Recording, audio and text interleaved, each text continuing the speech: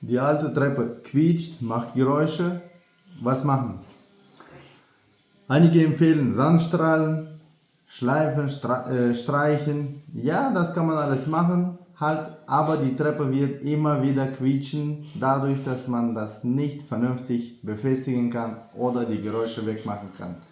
Mit uns, was machen wir? Wir biegen das Vinyl und wir verkleiden die Stufen. Bevor wir das machen, wir befestigen jede Stufe, in jede Art, mehrmals hoch und runter gehen wir. Wir gucken, dass die Treppe nicht mehr quietscht. So vermeiden wir die ganzen Geräusche von jeder Treppe.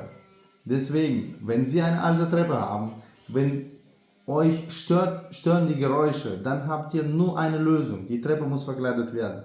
Mit Lieblingsboden, egal wo wie ihr das findet, sei das ein Fachhaus oder Baumarkt, gerne kauft euch das, meldet euch bei uns, wir biegen das für Sie, dann können euer Bodenleger die Treppen wieder leise machen und für euch das Beste tun.